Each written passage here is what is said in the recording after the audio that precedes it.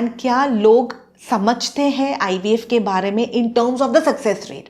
उनको डर लगता है कि हमने इतनी सारी चीज़ें की बट अगर हमें प्रेगनेंसी नहीं आई, डॉक्टर अगर ये फेल हो गया तो हमें दोबारा ये सब करना पड़ेगा। क्या अगर हम ये ट्रीटमेंट नहीं चलेगा तो फिर आगे क्या होगा? इतना पैसा हमारा वेस्ट जाएगा। Because we need to understand that the IVF procedure in India is not insurance covered. Patients का ये मॉनिटरी एस्पेक्ट लेके बहुत सारे इमोशनल रोलर कोस्टर्स है।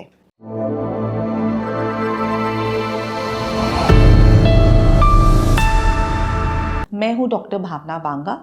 मैं एक आईवीएफ स्पेशलिस्ट हूँ क्लाउड9 हॉस्पिटल्स के साथ, south Delhi, Kailash colony, Noida sector 51 और Faridabad NIT। I am into IVF for the last 15 to 18 years. मैं एक डेडिकेटेड फर्टिलिटी स्पेशलिस्ट हूँ और हम इन्हीं पेशेंट्स के साथ डील कर रहे हैं पिछले इतने सालों से। आईवीएफ की सक्सेस रेट है age of the women. Age of the women is very important for the fertility outcome.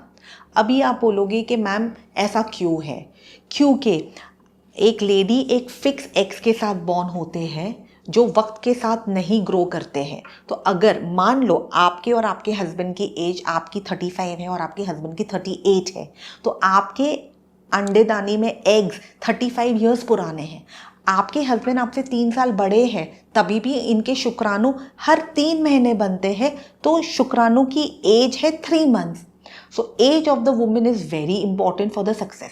अब आप बोलोगे कि डॉक्टर इसमें क्या हो गया अगर मेरे एग्स 35 ईयर्स पुराने हैं? तो आपको मैं एक ना एग्जाम्पल बताती हूँ कि अगर एक चीज़ 35 ईयर्स पुरानी है तो उसके अंदर इतनी एनर्जी, इतनी क्षमता नहीं है सेल डिवीजन के लिए जब एक अंश बनता है।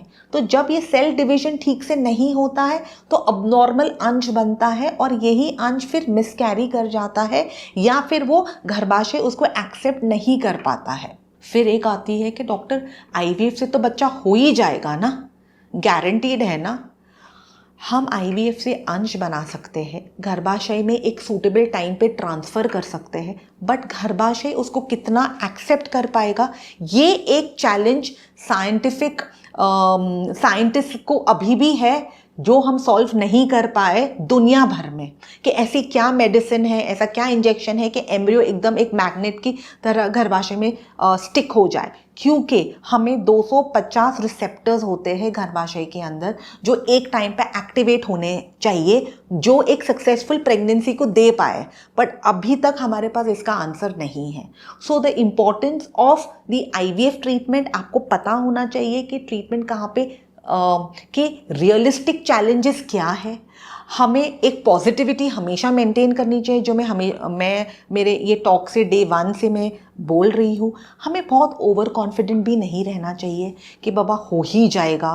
आपको कोई भी डाउट से आपको आपके डॉक्टर से पूछना है, आपको गूगल नहीं करना है और आपको ये नहीं पहले ही साइकिल में नहीं सोचना है कि फर्स्ट साइकिल नहीं हुई तो हमारा आगे क्या होगा।